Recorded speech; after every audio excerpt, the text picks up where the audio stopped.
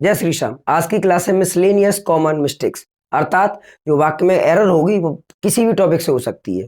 जो topic wise error होती है उसमें हमें पता रहता है, जैसे मान लो नाउन से एरर है तो हमें नाउन को ही देखना है, वर्ब से तो वर्ब को देखना है, लेकिन यहाँ किसी वाक्य में कहीं से भी किसी वर्ड में एरर हो सकती है। Miscellaneous common mistakes.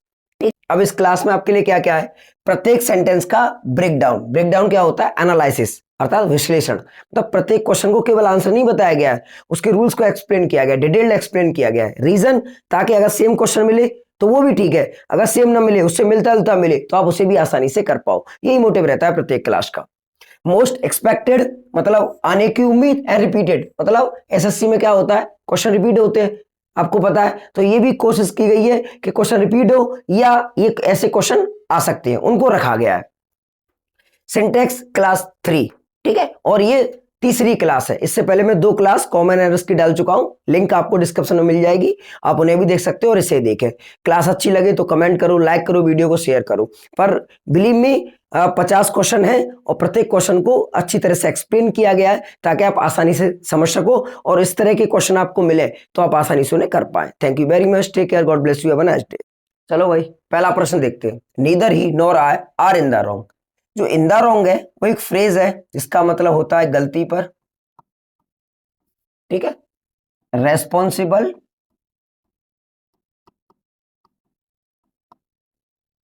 For something bad, ठीक है।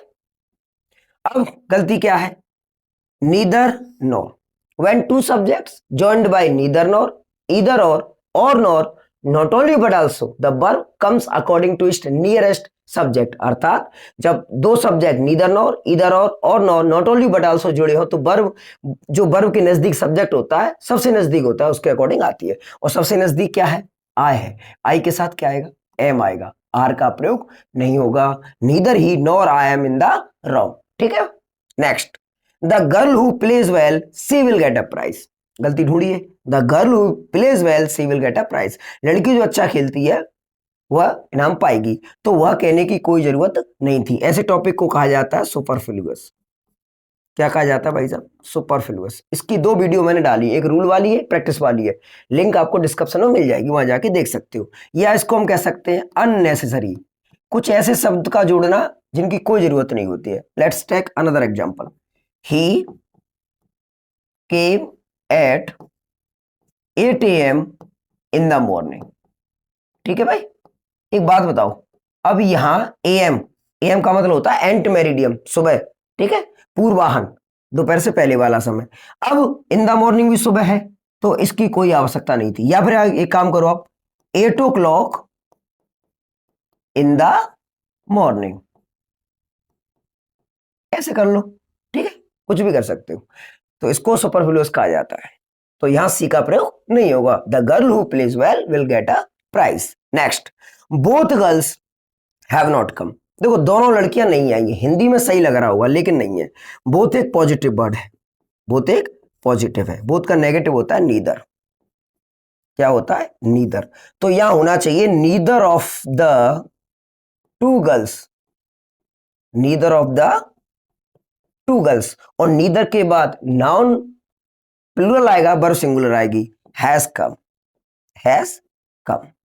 दोनों लड़कियों में से कोई लड़की नहीं आई है। Neither of the two girls has come, तो ये नहीं होगा, ये होगा neither of the two girls has come, ठीक है। नेक्स्ट,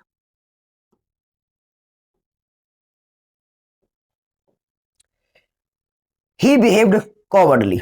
देखो, ये वर्ब है, ये क्या है फिर? वैसे वर्ब के बाद 99% एडवर्ब आता है, ठीक है, लेकिन ये वर्ड क्या है? अब आप कह रहे होंगे एल वाई वाले शब्द एडवर्ब होते नहीं होते भाई साहब, हमेशा नहीं होते। अगर एल बाई एडजेक्टिव में लगा हो तो भाई साहब, सॉरी, एल बाई एडजेक्टिव में लगाओ तो एडवर्ब होगा। अगर नाउन में एल बाई है तो भाई साहब वो एडजेक्टिव होता है, ठीक है। तो कॉवर्ड, ठीक है, क्या है ये? एक नाउन है तो ये एडजेक्टिव हो गया, ठीक है। ही बिहेव्ड कॉवर्डली। अब मेरी बात सुनिएगा, वर्ब के बाद क्या आता है? एडवर्ब आता है, लेकिन 1%। वो कौन कौन सी वर्ब है? लुक, टेस्ट, टर्न, स्मेल, सी, sound, appear, get, grow, feel, keep, make, prove, ठीक है, etc। ये जो वर्ब है ना, इनके बाद सीधे एडजेक्टिव आता है, एडवर्ब नहीं आता है। इट साउंड्स गुड, सुनकर अच्छा लगा। जैसे आपको कोई मित्र अच्छे नंबरों के साथ पास हुआ तो आपने कहा सुनकर अच्छा लगा, इट साउंड गुड, ठीक है। द सोफा फील्स सॉफ्ट, ठीक है, सोफा कैसा है, मुलायम है। द मैंगो टेस्ट्स स्वीट, ठीक है। तो यहां वेल नहीं होगा, यहां सॉफ्टली नहीं होगा, यहां स्वीटली नहीं होगा, ठीक है। तो इन वर्ब्स के साथ सीधे सीधे एडजेक्टिव आता है, एडवर्ब नहीं आता। बाकी 99% वर्ब के बाद एडवर्ब आता है। तो ये एडजेक्टिव था। अब करें क्या, तो जिनके एडवर्ब नहीं होते हैं तो उनको क्या करते हैं, इन अ वर्ड, तो word cowardly, friendly, miserly, niggardly, way या मैनर। तो in a cowardly manner, in a friendly manner, in a miserly manner, in a niggardly manner, या in a cowardly way, in a friendly way, in a miserly way, या in a निगर्डली वे। तो ही behaved in a cowardly वे या manner, इस तरह से इसको हम सही करेंगे, ठीक है। Next, it is taller than I. अब देखो, टी ए ओनली, टी मतलब देन, ए मतलब एस, ओनली मतलब ओनली, केवल। इनके बाद जो प्रोनाउन आता है वो सब्जेक्टिव के साथ आता है, like I, he, you, she, he, it, ठीक है, इस तरह के वर्ड। तो यहां आई का प्रयोग नहीं होगा, सॉरी मी का प्रयोग नहीं होगा, यहां किसका प्रयोग होगा, आई का होगा, क्योंकि ये मी ऑब्जेक्टिव केस है और टी ओनली के बाद सब्जेक्टिव केस आता है, तो आई सब्जेक्टिव केस है तो आई आएगा, ठीक है भाई साहब। Next,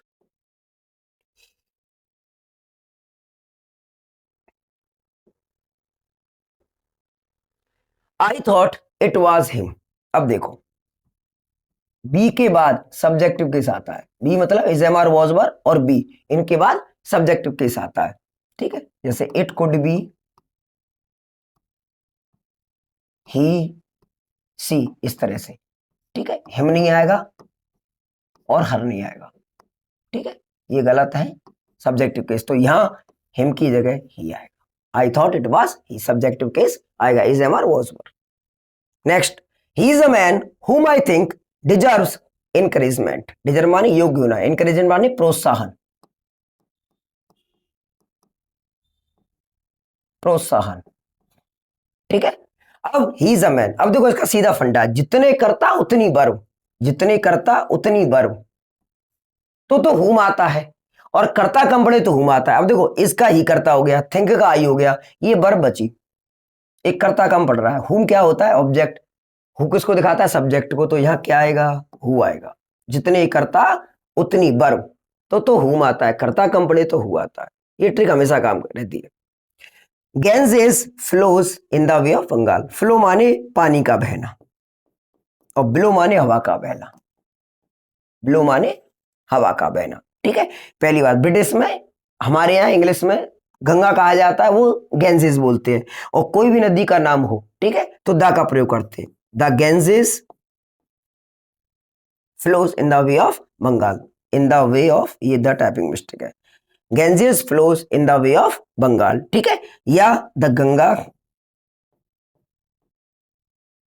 flows in the way of Bengal, ठीक है भाई। तो यहां द का प्रयोग नहीं था।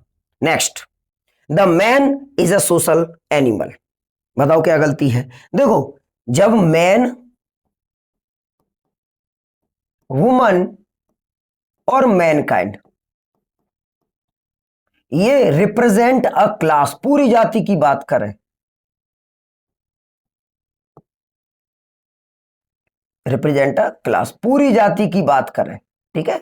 मैन, वुमेन और मैनकाइंड, पूरी जाति को बताएं, तो इनके साथ नो आर्टिकल। जबकि एक आ जाता पूरी जाति की कोई बात करे पूरी क्लास को दिखाए तो द लगाते, लेकिन ये एक्सेप्शन में है, मैन, वुमेन और मैनकाइंड। तो man is a social animal, मनुष्य एक सामाजिक पशु है, ठीक है, कार्ल मार्क्स ने शायद कहा था ऐसा। तो यहाँ द का प्रयोग नहीं हुआ, क्योंकि यहाँ मैन का मतलब ह्यूमन बीइंग, पूरी जाति की बात हो रही है, पूरी क्लास की बात हो रही है, तो द का प्रयोग यहाँ पर नहीं होगा। Next, he is a cowardly manner, he is a cowardly manner. अब देखो, सॉरी, कॉवर्डली पर्सन, क्या गलती है, तो ये नाउन है और पर्सन भी क्या है, नाउन है। अब क्या करें, डबल नाउन तो आएगा नहीं, और नाउन को कौन मॉडिफाई करता है, क्वालिफाई करता है, एडजेक्टिव। अब क्या करें, तो noun plus L Y becomes adjective, ठीक है। तो cowardly, coward plus L Y, cowardly, miserly, ठीक है, ऐसे ही फ्रेंडली, निगर्डली, और एक वर्ड होता है जैसे ही इज अ फूल बॉय, वो एक मूर्ख लड़का है, तो ये सही लग रहा होगा, लेकिन ये नाउन है, ये भी नाउन है, यहां इसका एडजेक्टिव होता है फुलिश, फुलिश, ठीक है, फुल नहीं आएगा, फुलिश आएगा, ठीक है। तो ही इज अ कावर्डली पर्सन, ठीक है, या फिर एक काम करो, पर्सन को हटा दो, ही इज अ कावर्ड कर दो, ठीक है, या तो ऐसे करो, या ही इज अ कावर्डली पर्सन, ये एडजेक्टिव, ये नाउन, तो कावर्डली, माइजरली, फ्रेंडली, निगर्डली, फुल का पहले से बना हुआ है फुलिश, ठीक है। तो नाउन को रिप्रेजेंट कौन करेगा, मॉडिफाई कौन करेगा, एडजेक्टिव, तो एडजेक्टिव हमें बनाना पड़ेगा। Next,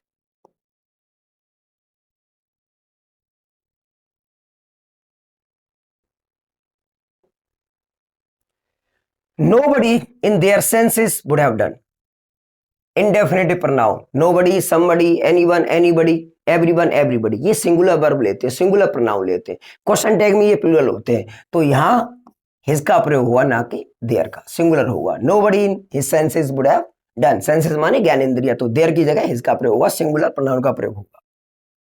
next, between you and I he is a great fraud, fraud माने धोखा देने वाला, ठगी करने वाला, ठीक है। अब मेरी बात सुनिए, L2, B2, if not ETA, let, like, but, between, if not, except, to और and, इनके बाद ऑब्जेक्टिव केस आता है भाई साहब, क्या आता है, objective case, let, like, but, between, if not, except, to और एंड, ठीक है। तो यहां बिटवीन है, तो यू तो देखो, यू तो दोनों होता है, सब्जेक्टिव केस भी होता है और ऑब्जेक्टिव केस भी, लेकिन हमें पता है कि इसके बाद ऑब्जेक्टिव केस आता है, तो ये क्या है, यू ऑब्जेक्टिव केस, आई क्या है, सब्जेक्टिव केस, तो क्या चाहिए हमें, ऑब्जेक्टिव केस, तो मी हो गया भाई साहब, तो between you and me he is a great fraud, ठीक है। नेक्स्ट, ऑफ द टू आ जाए कभी भी तो द सीडी आता है, ऑफ द टू आ जाए तो द सीडी, यहां द तो है लेकिन ये क्या है, सुपरलेटिव, तो बेटर होगा, क्या होगा, ऑफ द टू आ जाए द सीडी, याद रखना, ठीक है। Next, I don't like those kind of things, these those, ठीक है, तो यहां प्लूरल होगा, those kinds of things, these kinds of, those kind of, this kind of, that kind of. Next, he is stronger than any man, देखो then के बाद any other, all other, anyone else, anything else और anybody else, singular noun और plural noun, ये format रहता है, then any other singular noun, then all other plural noun, anyone else, anything else, anybody else, तो any other man ये होगा, he is stronger than any other man living, ठीक है भाई। Next, next, Solomon was the wisest of all other man, देखो the superlative है, the superlative of all, अब सुनिएगा, अगर ऑफ है उसके बाद ऑल है तो केवल प्लूरल नाउन का प्रयोग होता है, अदर का नहीं होता, ये सुपरफ्लूअस है इसमें, तो ऑफ ऑल मैन होगा, तो he Sovan was the wisest for, Sovan was the wisest of all man, other का प्रयोग इसमें नहीं होगा, ऑफ के बाद ऑल आ जाए तो प्लूरल नाउन आएगा, अदर का प्रयोग नहीं होगा, देन के बाद ऑल आएगा तो अदर आएगा, प्लूरल नाउन आएगा, ये मैंने अभी बताया था। This is more preferable, this is more preferable than that, ठीक है।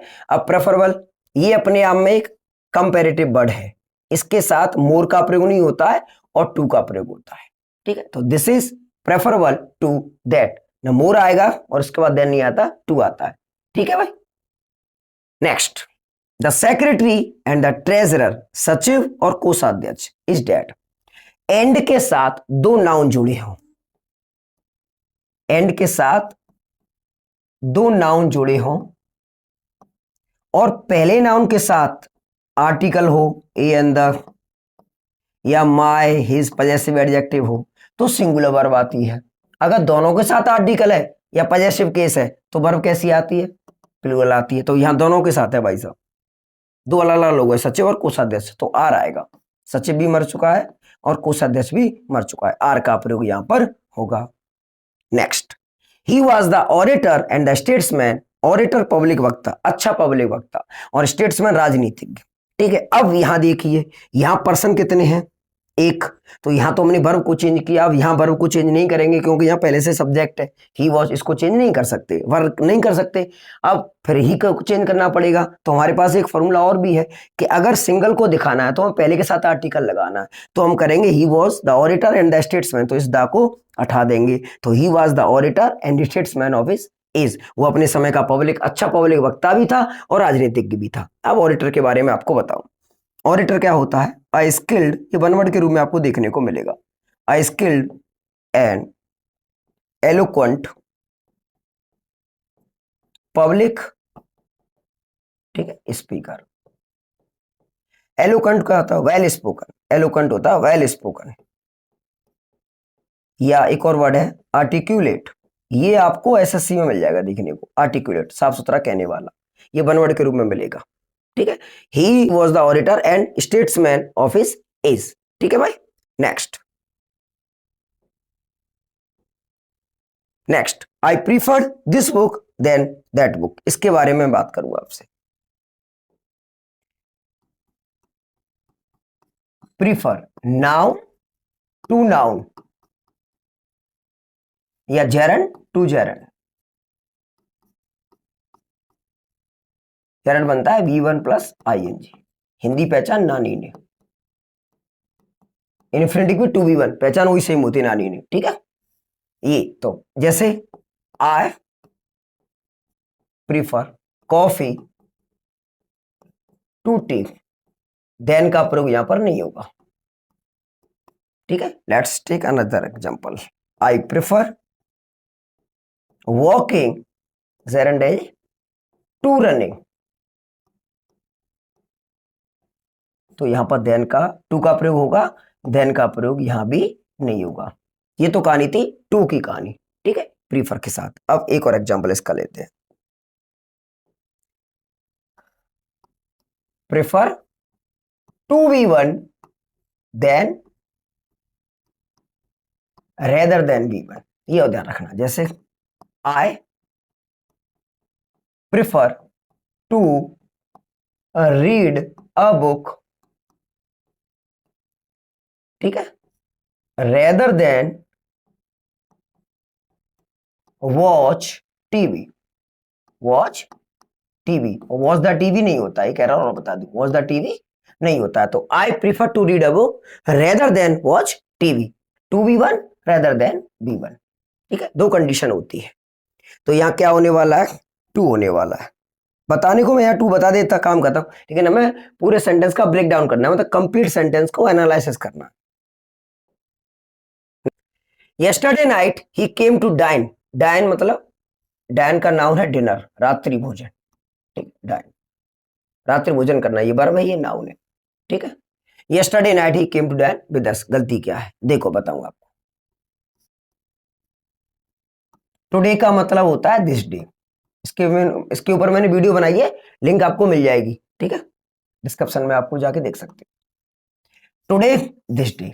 ठीक है, अब सुनिए टुडे की कहानी क्या है, फिर यस्टरडे के पास आएंगे।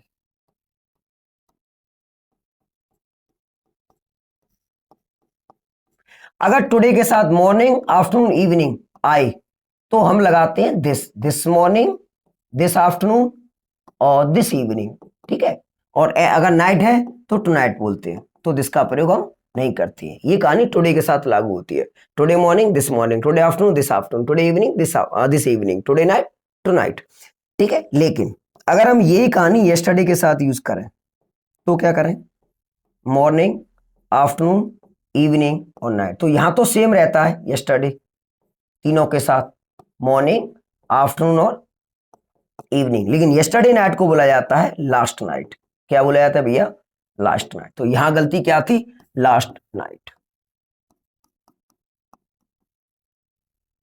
ही came to dine with us, ठीक है, तो यह यस्टरडे नाइट गलत था, लास्ट नाइट सही था। ठीक है भाई, next. Time makes worst enemies friends. देखो एनिमीज नहीं बोला जाता है, एनिमीज बोला जाता है, ठीक है, एनिमी, एनिमी ना कि एनिमी, ठीक है। तो समय सबसे बड़े दुश्मन को भी दोस्त बना देता है। अब इसमें एरर क्या है? ये सुपरलेटिव डिग्री है, उसके साथ क्या आता है? क्या आता है? क्या आता है? क्या? तो एरर तो मिल गई, लेकिन इसके बारे में और जानते हैं। एक सुना होगा प्रोवर्ब, एक प्रोवर्ब सुनी होगी आपने, time is the best healer. समय सबसे बड़ा उपचारक होता है, मतलब समय कितना भी परेशानी हो और सारे घाव भर देता है। एक और एग्जाम्पल सुना होगा आपने, time and tide wait for none, wait for none. समय और ज्वार किसी का इंतजार नहीं करता है। टैड का मतलब है और भी परेशानी हो सकती है, नेचुरल इवेंट्स, प्राकृतिक घटना जो किसी का इंतजार नहीं करती। तो यहाँ जो वेट है, ठीक है, कभी कभी यहाँ वेट्स करके आता है, बहुत से वेट्स करा देते लेकिन नहीं है। Time and time wait for none, समय और ज्वार किसी का इंतजार नहीं करता। ये पार्सल सब्जेक्ट नहीं है, मतलब एक को नहीं दिखा रहे, अलग अलग दिखा रहे हैं, इसलिए इसके साथ प्लूरल वर्ब आएगी। ये सही है, वेट्स गलत है। Time and time wait for none. Next, they never fail who die in great cause. Die for great cause, ठीक है, अच्छे कारण के लिए मरना। वैसे मैंने डाई के ऊपर कंप्लीट वीडियो बनाई है, लिंक आपको डिस्क्रिप्शन में मिल जाएगी, वहां जाके आप देख सकते हो। तो they never fail who die for great cause, इनका प्रयोग नहीं होगा। Next, it was a week since the holidays commenced. Commenced माने बिगिन, शुरू होना, स्टार्टेड, ठीक है, तो शुरू होना। अब सिंस का लॉजिक बताऊंगा। सिंस का वो सीधा फंडा है, वो कई बार पेपर में देखा गया है। सिंस कभी आए तो उसके बाद वाला जो क्लॉज होगा ना, वो बी टू में होगा। किसमें होगा? उससे पहले वाला क्लॉज, दो कंडीशन होती है उसकी। एक तो अगर लिंकिंग वर्ब है तो इज एम आर में होगा, या वर्ब वाला है, लिंक मेन वर्ब वाला है तो एज ए बी थर्ड में होगा, ठीक है। और ये लिंकिंग वर्ब वाला है तो यहाँ वॉज की जगह इसका प्रयोग होगा। It is a week since the holidays commenced. कभी कभी ऐसा भी होता है कि इसको पहले लिख दिया जाता है, ठीक है, उसके बाद कॉमा लगाकर इसे लिखा जाता है। तो अमूमन बच्चे क्या करते हैं, स्टूडेंट्स क्या करते हैं, पास्ट है तो यहाँ इसकी जगह वॉज कर दिया, सही भी होता है, नो एरर होता है, फिर भी गलत कर देते हैं। तो इस क्लॉज को पहले लिख दिया जाता है कंफ्यूज करने के लिए, ठीक है। तो it is a week since the holiday commenced. Last, Titanic. Titanic is a very excellent film. Titanic एक जहाज का नाम था, ठीक है, सबने सुना है, इसके ऊपर मूवी बनी बाद में। तो टाइटैनिक का मतलब होता है ह्यूज, मैसिव, मैमथ,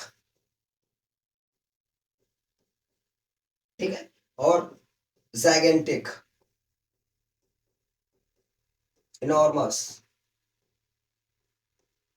ठीक है, ये सारे इसके सिनोनिम्स हैं, ठीक है भाई। तो Titanic is a very excellent film. देखो अब एक वर्ड है एक्सीलेंट, अब इसका क्या लॉजिक है? तो कुछ इंग्लिश में इम्फेटिक सुपरलेटिव डिग्री है, इम्फेटिक सुपरलेटिव डिग्री, अर्थात इनके साथ आपको मोस्ट लगाने की कोई आवश्यकता नहीं, ठीक है, ये अपने आप में सुपरलेटिव है। जैसे एक्सीलेंट, एक्सट्रीम, ठीक है, यूनिक, इसे अक्सर स्टूडेंट्स यूनिक क्यों पढ़ देते हैं, यूनिक।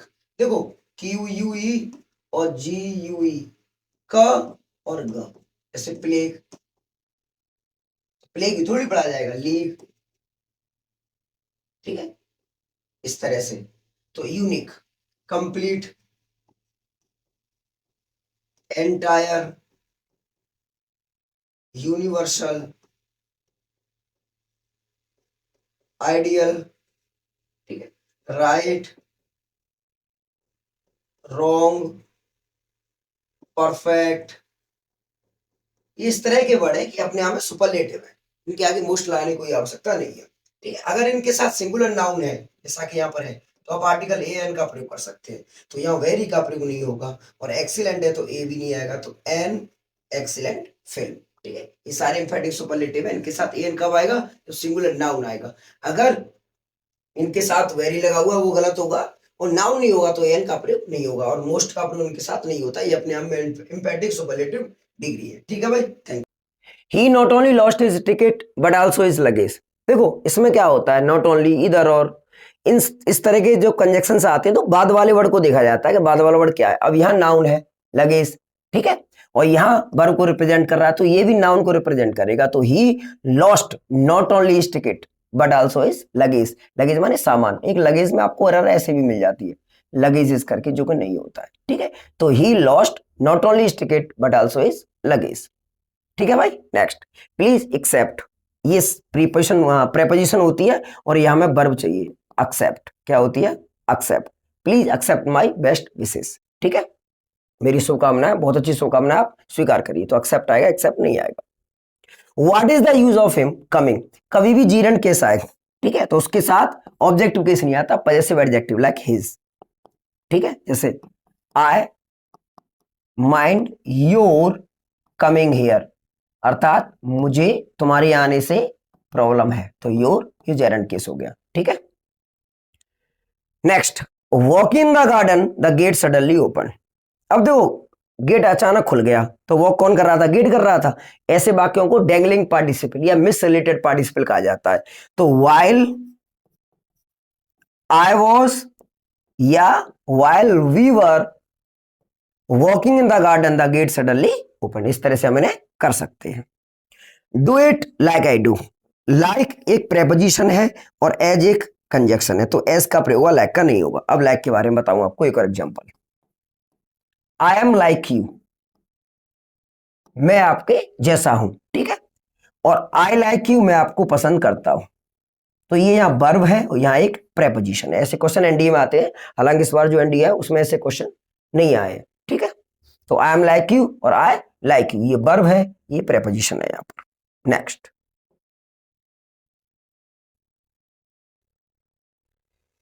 चलो भाई, स्केर्सली हैज ही गॉन। ठीक है, then a policeman knocked at the door. देखो स्केर्सली, हार्डली, इनके बाद हेड का प्रयोग होता है अगर ये इन्वर्जन फॉर्म में, या नबियों तब भी होता है, और देन का नहीं होता, व्हेन या बिफोर का होता है। ठीक है, एक गलती तो ये होगी। चाहो तो आप इसे ऐसे भी लिख सकते हो, नॉन इन्वर्जन फॉर्म। ये इन्वर्जन फॉर्म है। इन्वर्जन क्या होता है, कुछ शब्द जो क्वेश्चन वर्ड नहीं होते, उसके बाद वर्ब फिर सब्जेक्ट। ठीक है, एक टॉपिक है, पूरा कराऊंगा। He had scarcely gone when a policeman knocked at the door. ठीक है, ये भी सही है, ये भी सही है। ये इंप्रूवमेंट में करके आ चुका है एक बार एनडीए में, इस तरह का क्वेश्चन देख लेना आप।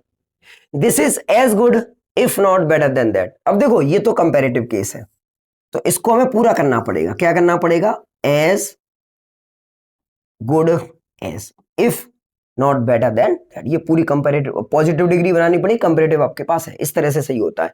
ही this is as good as if not better than that. Next, they only work when they have no money. देखो ओनली एक ऐसा एडवर्ब है जो फोकसिंग एडवर्ब है, एम्फेसाइजिंग एडवर्ब है, अर्थात जिस शब्द को ये हाईलाइट करना चाहता है उससे पहले लगाया जाता है। तो ये क्या कहना चाह रहा है, दे वर्क ओनली व्हेन, यहां बात हो रही है काम की, तो they work only when they have no money. वो काम करते हैं केवल जब उनके पास पैसे नहीं होते, तो ये व्हेन के साथ आएगा, कंजक्शन को दिखा रहा, तो यहां आएगा जी फोकसिंग एडवर्ब या एम्फेसाइजिंग एडवर्ब। और देखिए एग्जांपल, जैसे only I have a car, केवल मेरे पास एक कार है, या आई हैव ओनली अ कार, मेरे पास केवल एक कार है। ठीक है, तो जिसको प्रेशराइज करेगा वहां लगाया जाएगा। एक और देखिए, आई हैव ओनली अ फ्यू या फ्यू बुक्स, बताओ कौन सा सही है। I have only a few books या फ्यू बुक्स, बताओ कौन सा सही है। तो ओनली के बाद फ्यू नहीं आता है, अ फ्यू का प्रयोग होता है। ठीक है, ये भी एरर आ चुकी है, I have only a few books.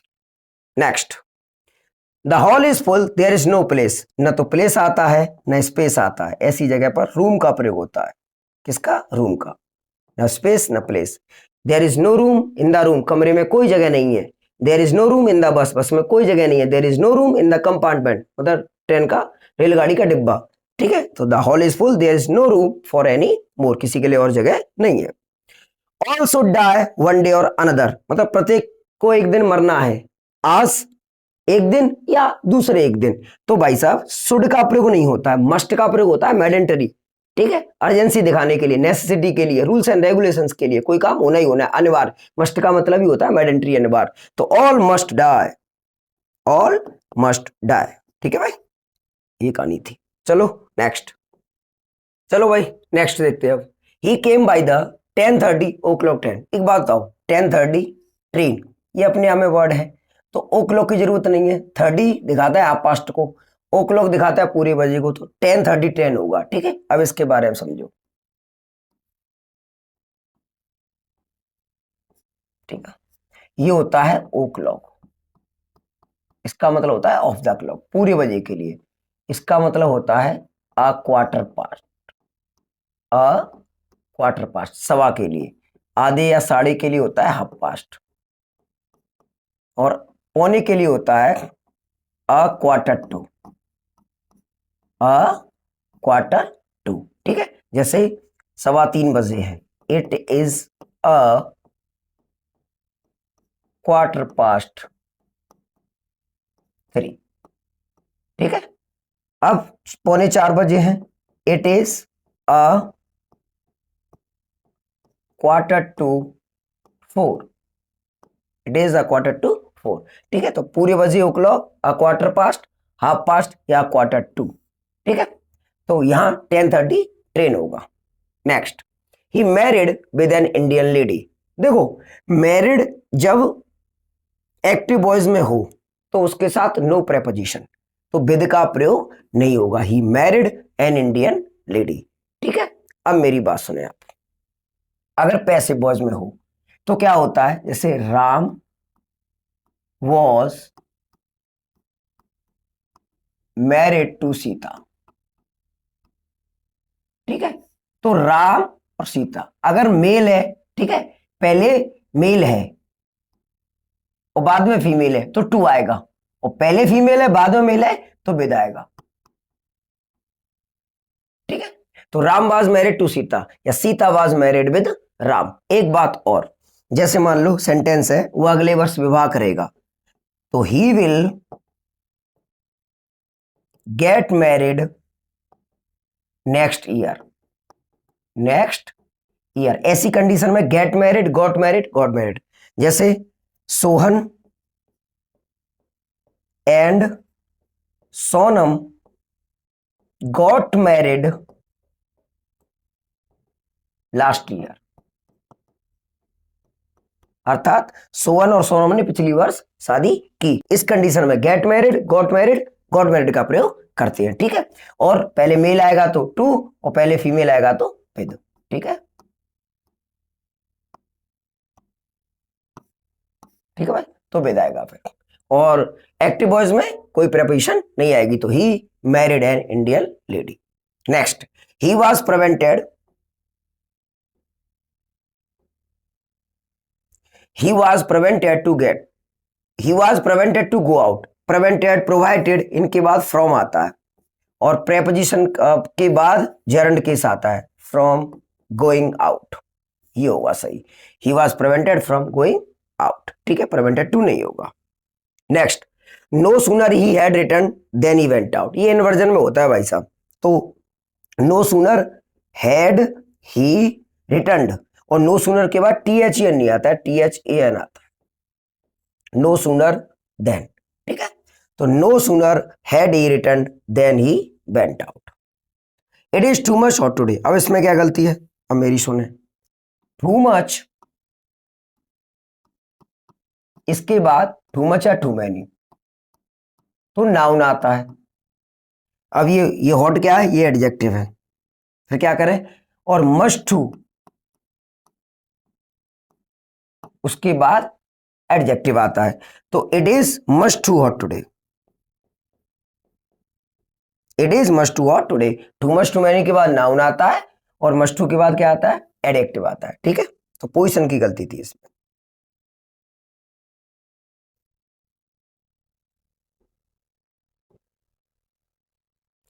Next, every boys have their books, गलती पता करिए। अब देखो एवरी बॉयज, एवरी के बाद सिंगुलर नाउन आता है तो यहां बॉय आएगा, सिंगुलर वर्ब आती है हैज आएगा, सिंगुलर प्रोनाउन आता है क्या आएगा, हिज आएगा। तो every boy has his books. अब एक बात सुनिए, एवरी के बाद केवल एक कंडीशन है, जब टाइम आए ना तब वो नाउन जो होता है प्लूरल केस में आता है। जैसे he visits our home every 2 weeks, ठीक है, तो यहां प्लूरल नाउन आएगा। एवरी के बाद टाइम आएगा तब प्लूरल नाउन आएगा, नहीं अदरवाइज एवरी के बाद सिंगुलर नाउन आता है। ठीक है भाई। Next, one must, wait a minute,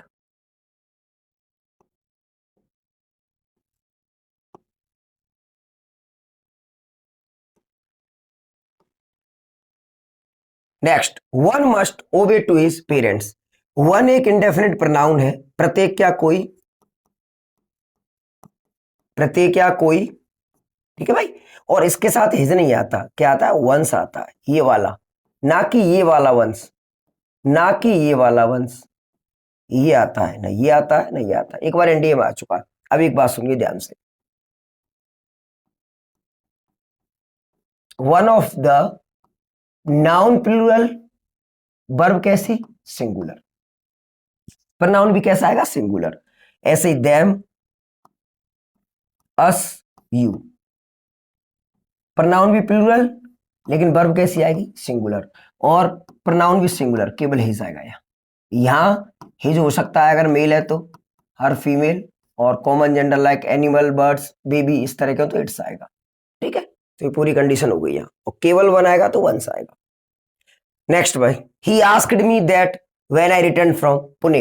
ये अभी ऑल इंडिया सैनिक स्कूल एंट्रेंस एग्जाम हुआ है, उसमें आया था, 6 अप्रैल या 7 अप्रैल को हुआ था, उसमें आया था। ठीक है, तो यहां अब देखो आस्क्ड है तो रिपोर्टिंग वर्ब हमारी आस्क्ड है, तो जो कनेक्टर आता है या तो इफ वेदर आता है या क्वेश्चन वर्ड आते हैं, दैट नहीं आता है, तो व्हेन सही है, दैट गलत है।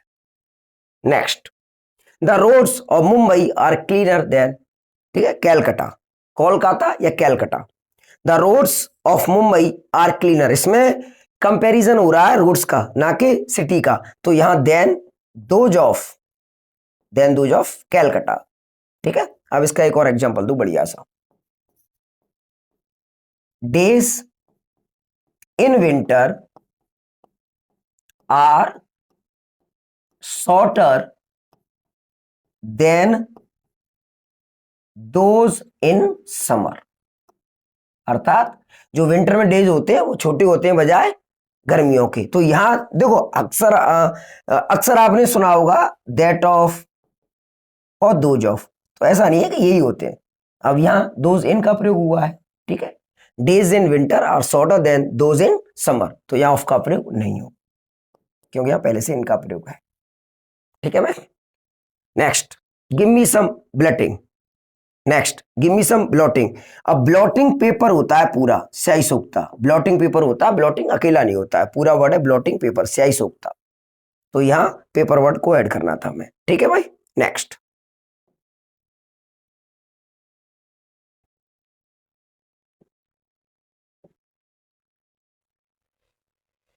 He is one of the best boy. One of के बाद जो नाउन कैसा मैंने बताया, प्लूरल, तो यहां वॉज आएगा, क्या आएगा, वॉज आएगा।